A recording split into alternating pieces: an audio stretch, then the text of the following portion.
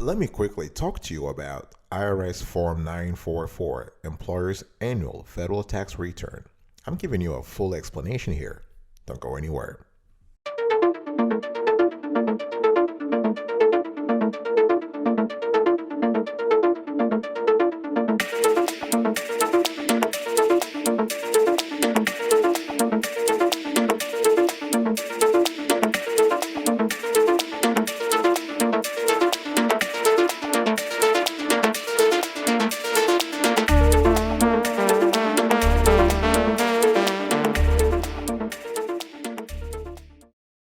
Welcome back, folks, to another edition of the Awesome Sweetie Kiwi Show. How are you today? I hope you are doing fantastic. I'm doing superb.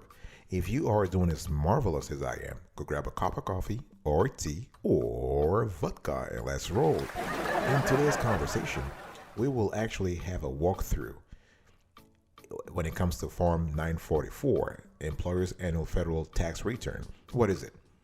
This form was introduced by the IRS to give smaller employers a break in filing and paying federal income tax withheld from employees, as well as Social Security and Medicare payments owed by employers and employees.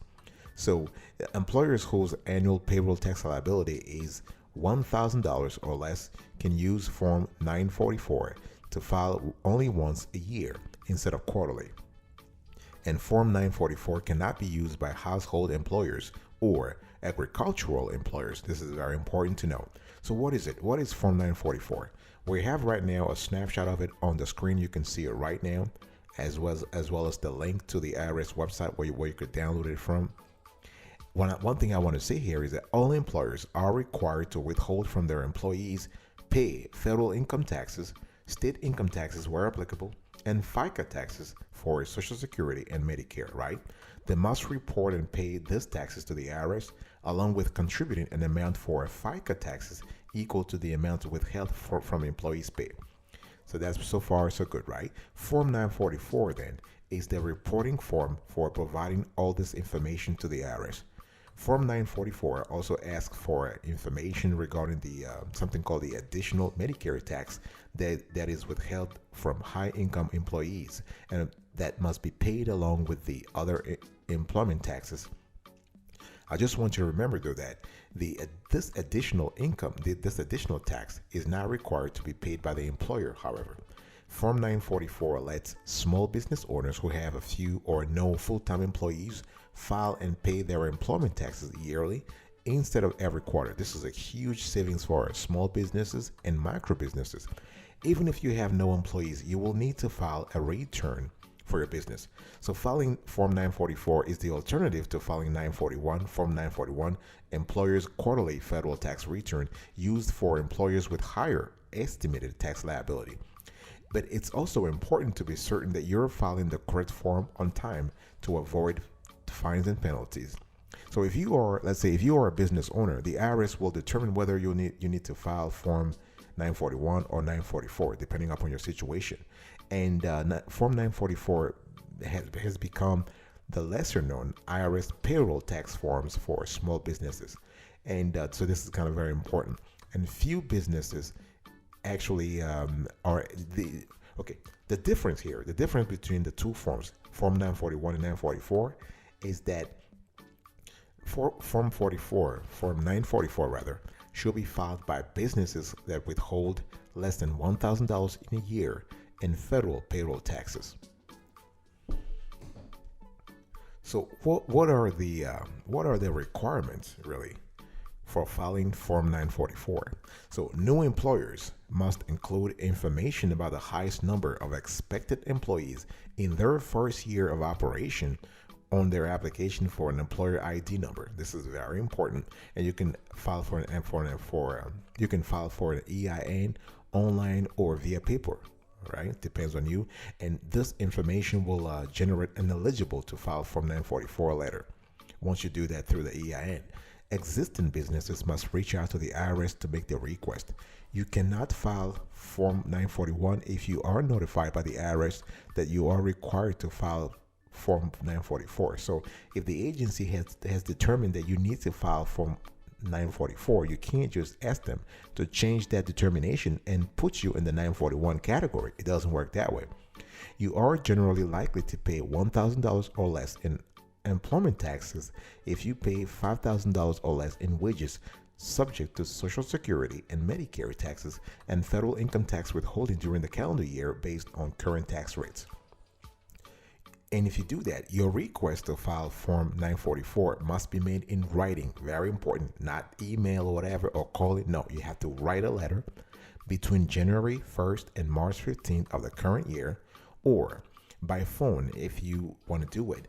You can actually do it also at 1-800-829-4933 between January 1st and April 1st of the current year. Now, when you do it over the phone, you still need to have a written confirmation. It's very important. You need to have a confirmation number. You need to take the name of the IRS tax, or the IRS rep that you spoke with. Very important to kind of keep some kind of paperwork. So the thing here is that when you do this, so Form 944 must be filed by January 31st of the year after the year being reported. You have until February 10 of the following year to file this form if you made deposits on time and in full. Your liability is equal to the total of all withholding for income taxes and FICA taxes, and it actually includes the total amount owed by the company for its contributions to FICA taxes. The amount of your liability for employment taxes determines the deadlines by which this payroll taxes must be paid.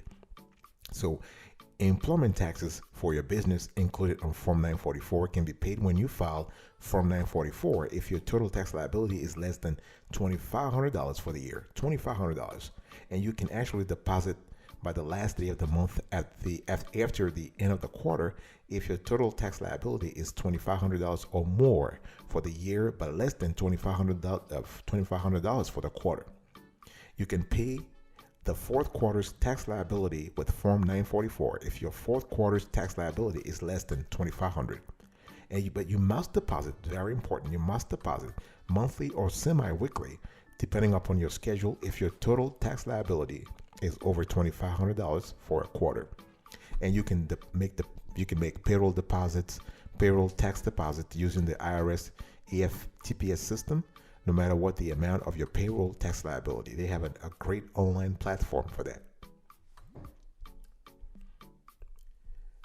So the thing here is that let's just kind of dig a little deeper here and understand who uses Form 944. Form 944 is used by smaller employers instead of IRS Form 941. So if you are a micro business or a small business, then yes. So Form 941, the employer's quarterly employment tax return, is another form. We have an entire upcoming show about this topic. You can only file Form 944 if the IRS gives you written approval to do so. As I said, you can request election in that category either in writing or over the phone, but you got to have some kind of written confirmation that your request was approved. You must make a request to the IRS to file this form instead of Form 941. You are actually eligible to file this form if your liability for Social Security, Medicare, and withheld federal income taxes is $1,000 or less for the entire year, and your payroll tax liability is the total amount you must pay to the IRS for these taxes, and it actually includes things like the amount you have withheld from employee paid for federal income taxes, the amount you have withheld from employee pay for Social Security taxes and Medicare taxes, the amount your business must pay to match the Social Security and Medicare taxes paid by your employees. All right, and to actually get the Form 944, there are several ways. You can get it over the internet on the IRS website. You can actually get it in the mail. So it really depends. The form is available on the IRS website. You can complete it online. You can download a copy, or you can print out a copy from the website. And the link here, we're putting the link here on the screen right now. Is www.irs.gov/pub/irs-pdf/944. F944.pdf. So if you've done a good job of payroll accounting throughout the year, filling out Form 944 should be very simple. Be sure though to check that form if make sure the form is completed accurately and that the taxes are deposited on or before the due date, because if you don't do that, you might be exposed to penalties. And the cool thing here is that if you are using payroll software or a payroll service provider, your 944 will be usually completed for you. I'll be right back right after this. Don't go anywhere.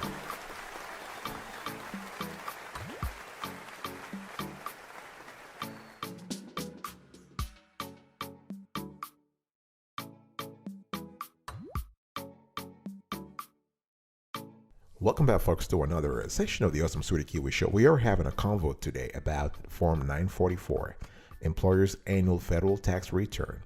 And what do you need to fill out Form 944? It's an important question.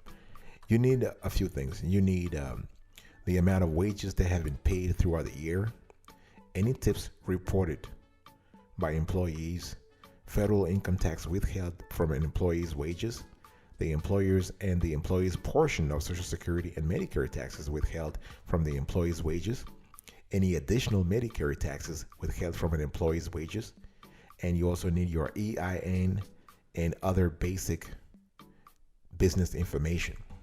This is kind of very important. Now, one thing I also want to mention here, and this is very important, is that you need to know the timing of the filing. When should you file your 944, your business's 944?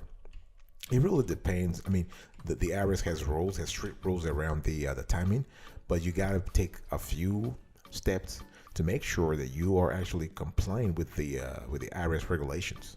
The deadline to file your 2020, for example, your 2020 Form 944 return is January 31st, 2021. So unlike those filing a 941, small business owners have the option to pay taxes when filing rather than making tax deposits throughout the year. However, and this is a big however, if you do make deposits monthly, let's say monthly or quarterly, the IRS extends the deadline to file until February 10 or the first business day after the 10th, right? So you gotta really, as a small business owner, you have to think about your budget and your willingness to comply with the law. As a small business owner, you must file a 944, even if you have no taxes to report. And if your business closes, you will still have to file a final return for the year in which the business closed. So this is an important and fundamental difference here in terms of your obligations to file Form 944 versus 941. If a business closes during the year, the guidelines for filing Form 941 are slightly different, but we're not getting to that right here. So I want to talk now about how you actually fill out Form 944. I've been talking to you about Form 944, but now let's just get into the nitty-gritty here. And we're showing right now on the screen here, you can see, and Form 944 requires actually the total figures of all your employees for the year, including wages paid to them, tips they have received, federal income tax you withheld from their pay, and employer and employee portions of Social Security and Medicare taxes. So the form also subtracts certain adjustments and credits for research activities. And so the result is the total tax due to the authorities. And so the amount you have arrived at after completing Form 944 is compared to the total deposit you have already made for the year. So this will actually tell you either the balance that's due or that you have overpaid. So 944 on the screen right now, you can see you have part one. So you have a wages, tips, and other compensation. So this is the total or gross amount of wages, tips, and compensation paid to all your employees for that year. And then you have line two, you have federal income tax withheld from wages, tips, and other compensation. Number three, if no wages, tips, or other compensation are subject to Social Security or Medicare tax. So you have to actually check the box here to sort of announce that. And for line four, you have a taxable Social Security and Medicare wages and taxes and tips rather. And you also have line five, total taxes before adjustments. So here you have to enter the um, the total of all taxes withheld by adding line 2 and line 4E. Very important. So I want you to just have an idea of we're still showing you right now the link on the screen. So line 6, you have current year's adjustments. So any adjustment that need to be made are entered here. So these adjustments can include fractions of cents as a result of rounding, sick payments adjustments, or adjustments for things like tips and group term life insurance premiums you withheld on behalf of employees. Line 7, you have total taxes after adjustment.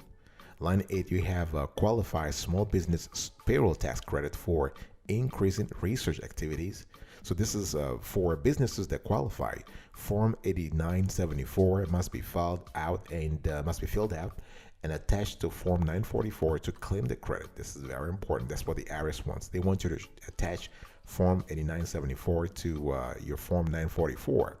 And line 9, you have total taxes after adjustments.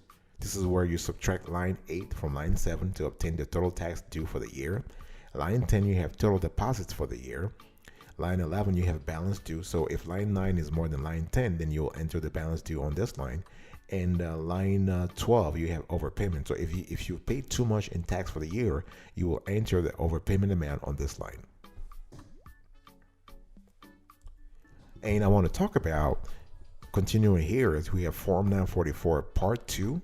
So the Part 2 is essentially where you will enter information on your current tax deposit schedule and corresponding tax liability for the year. All right, this is pretty straight. This is straightforward. We're showing this to you on the screen right now. And you have here, you have a Part 3. Part 3, this is filled out only if your business is closed or you no longer pay wages. So if there has been any operational, I would say, disturbance, any operational issue in your company during the year, and you're out of business or you're having temporary issue, you've been placed under what I call judicial protection, that kind of stuff, then you fill out Part 3. Otherwise, just skip it. Then Form 944, we're showing this on the screen right now. You have Part 4. So Part 4 is used if you wish to designate an employee or a paid preparer or service to talk with the IRS about Form 944. There are instances where you want to delegate someone to serve as liaison with the IRS.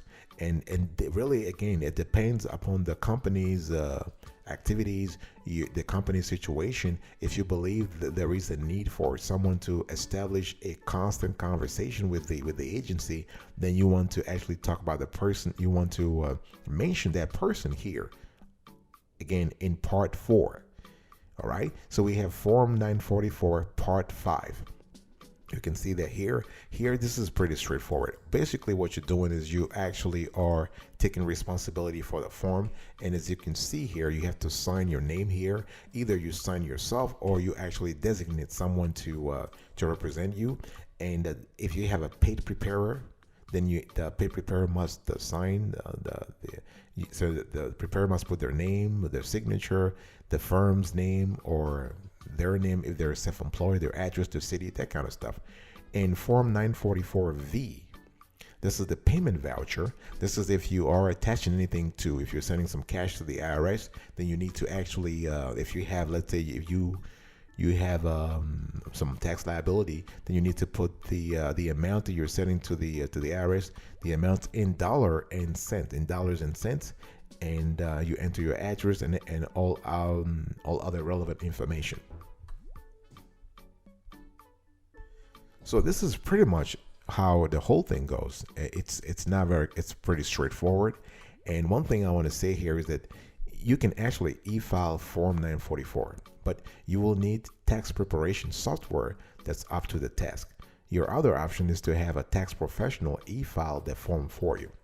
You can make a payment at the same time if necessary using electronic funds withdrawal. All right, and you can also mail. Actually, if you're not interested in filing an e-filing Form 944, you can actually mail into the IRS. Actually, the address will depend on the location of your business. So I would strongly recommend you go to the IRS website to have a list of addresses where the agency wants to get the payment sent to.